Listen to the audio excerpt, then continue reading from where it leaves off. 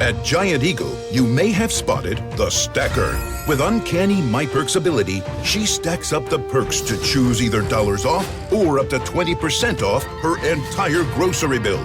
The Stacker, stacking up huge savings with My Perks. Find your My Personality and transform your shopping into free gas and groceries.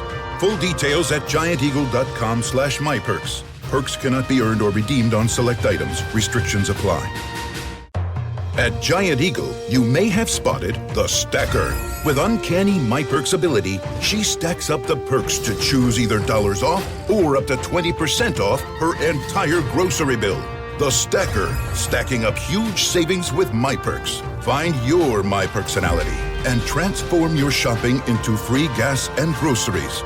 Full details at gianteagle.com/myperks. Perks cannot be earned or redeemed on select items. Restrictions apply.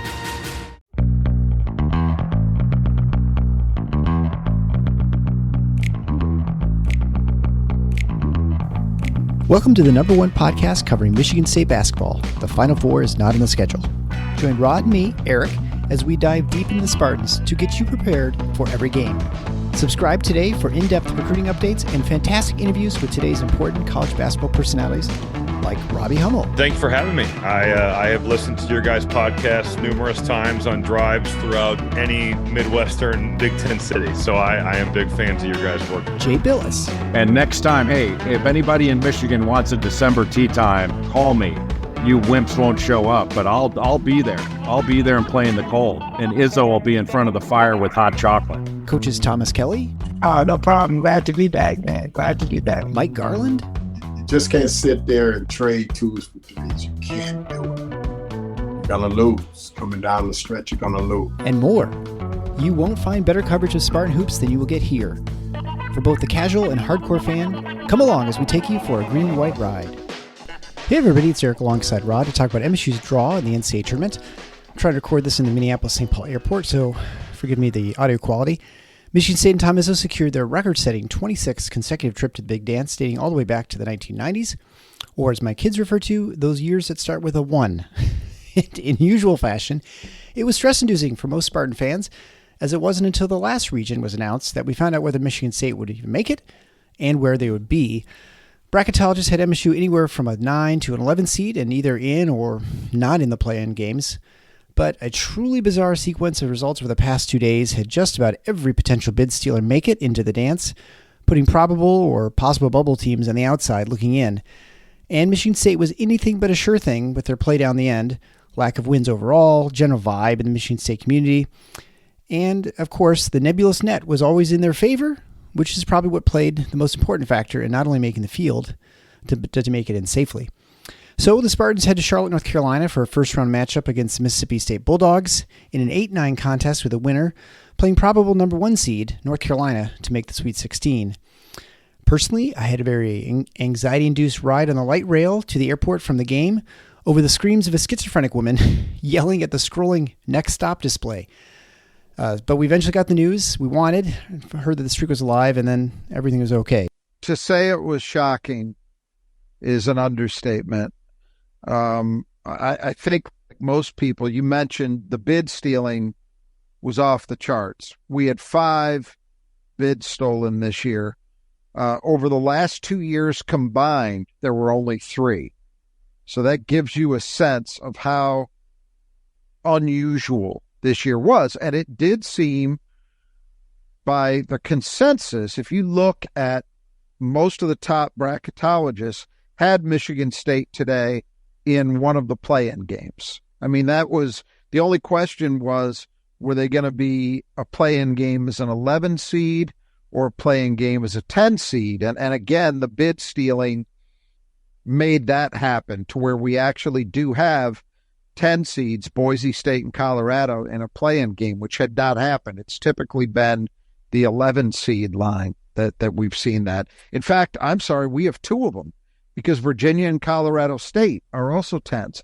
But so the consensus seemed to be, as of today, that MSU was going to be in Dayton.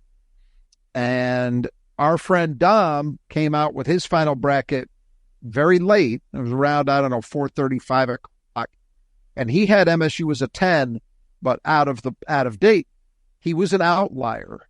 He ended up being right, and as far as that goes, he didn't get the seed nailed exactly, but I have to tell you, and I imagine a lot of Michigan State fans who follow this stuff fairly closely were in the same boat.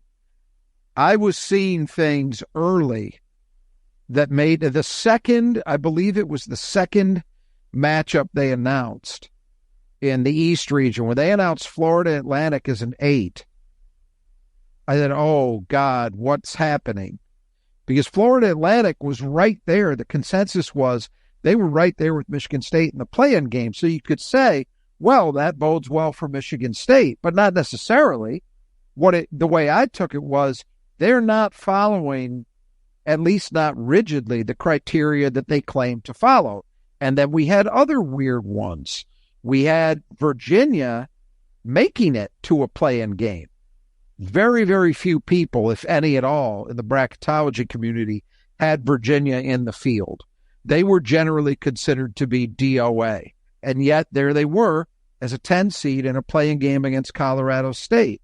Tried to think, well, there was Iowa State. The general understanding was they were most likely to get that final 1 seed because they actually won the Big 12 Conference Championship in a blowout over Houston, another 1 seed, whereas North Carolina lost last night in the ACC championship game to one of those bid thieves, and then Tennessee got blown out without even getting to the finals of the SEC.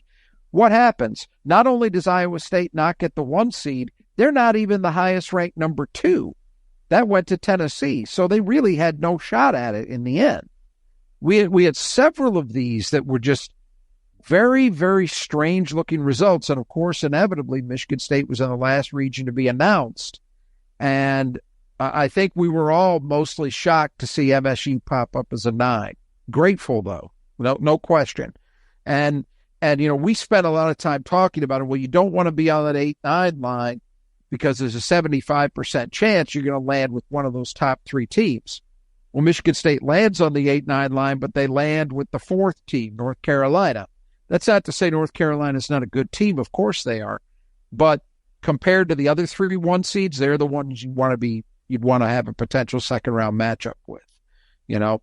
I honestly think, and we're going to go into depth later in the week about Mississippi State, but honestly, if you needed a primer, you needed one more bit of data to help you understand why the seeding is mostly meaningless in this tournament, all you need to do is pay attention to the last few days.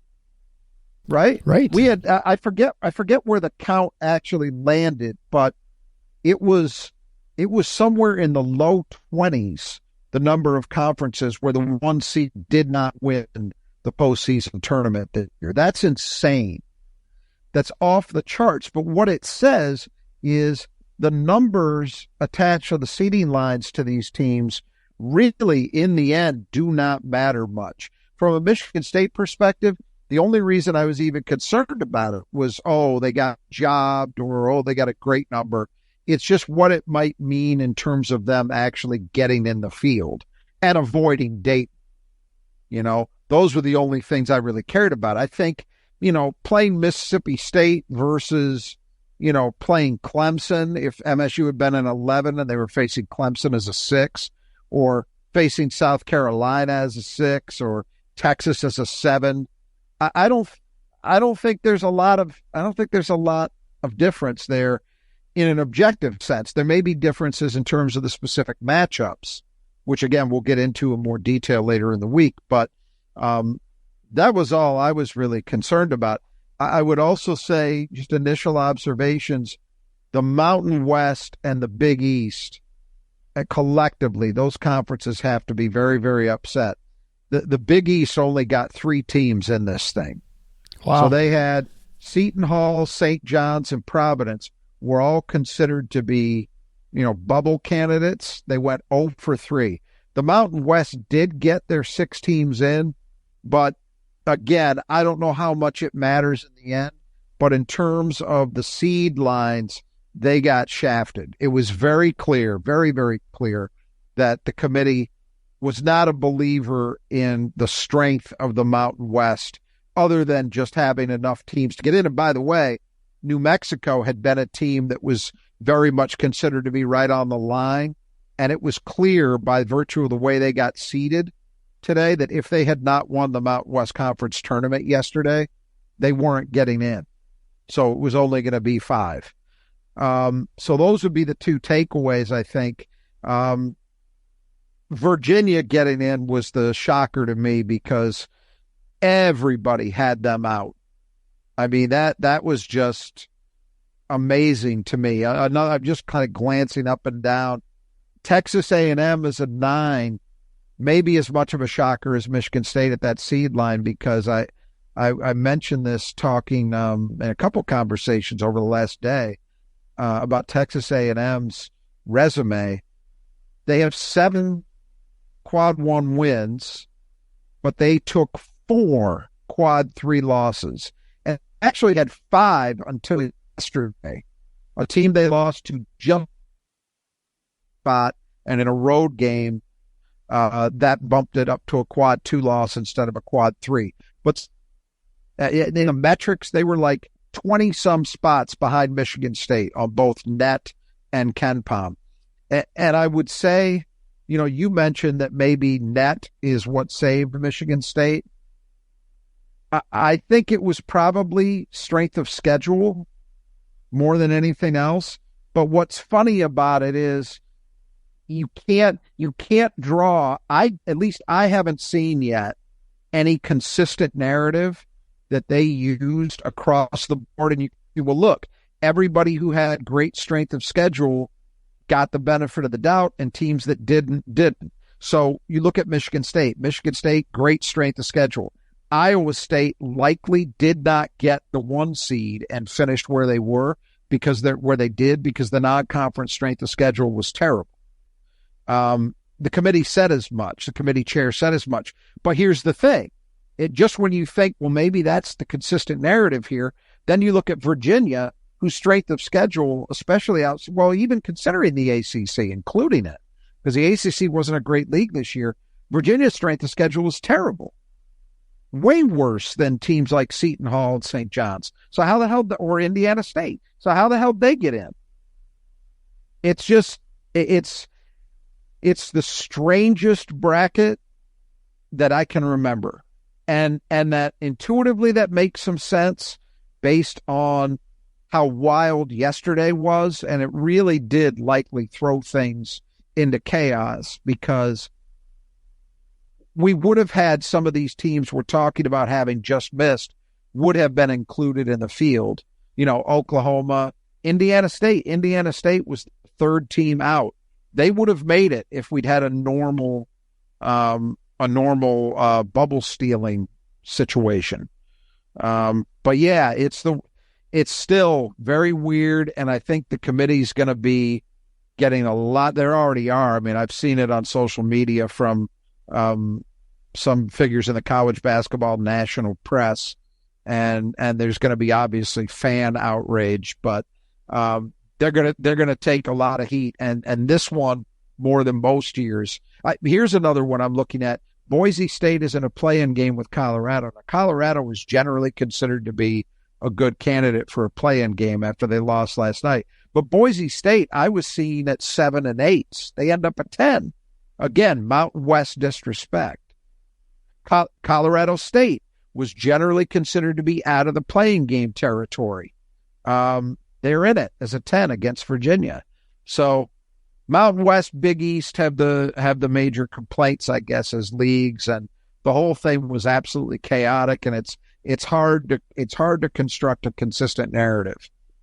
Well, and I think what Dom and all the other bracketologists have to deal with is, they're dealing with it from year to year, and they have to try and guess, sort of almost reading the tea leaves, is what has happened last year and what is going to happen the following years.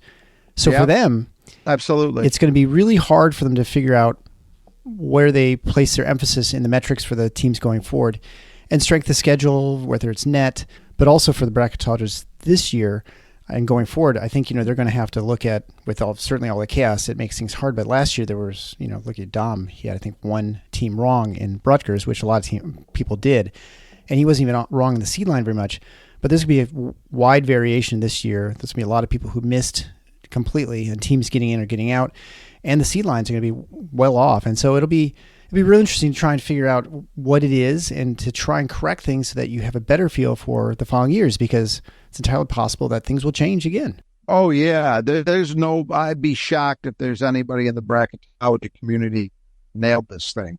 There's no way. Oh, I had another one that just come to mind that was shocking. When I saw Gonzaga get a 5, that was absolutely shocking. People were talking not very long ago about Gonzaga missing the field entirely if they didn't win the WCC championship in the tournament. Right. And the general consensus seemed to be like about a 7 for them after they had their little late season run. But to get a 5, I think this is the problem. I'm not against, and as long as you have a coherent narrative, it's kind of like we talk about with officials. As long as you're consistent with the way you're calling a game, well, teams can adjust, right? So consistency is what matters. Same principle here. As long as there's a consistent narrative year to year, then I think teams will adjust. They'll change their scheduling. They'll do what they can to shift this. But coming out of this one, I don't know what the narrative is. I don't know what the standards are, because as I look at the results, it just seems to be all over the board. You're not seeing teams consistently rewarded for doing one particular thing versus another.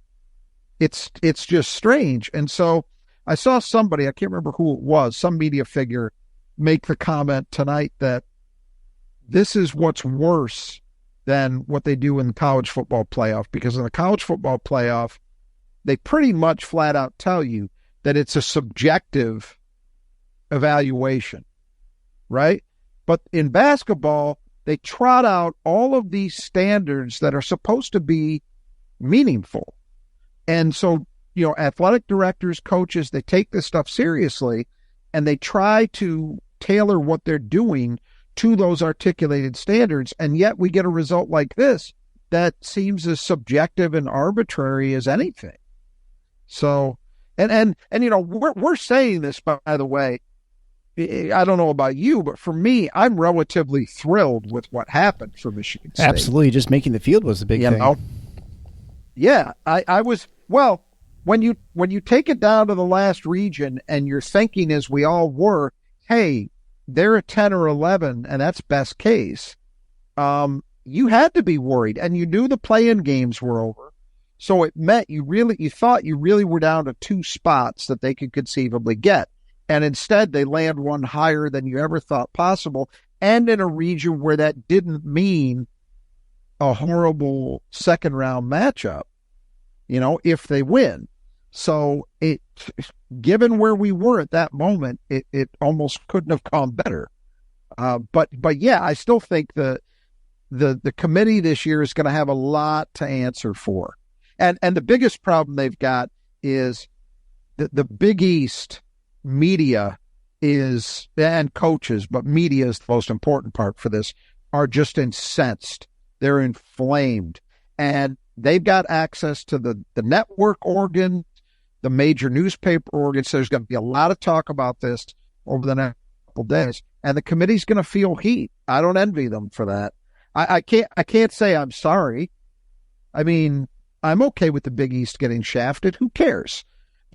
But it's, I mean, in that sense, but it's not good for the sport if you don't have consistency in how we apply these various criteria, right?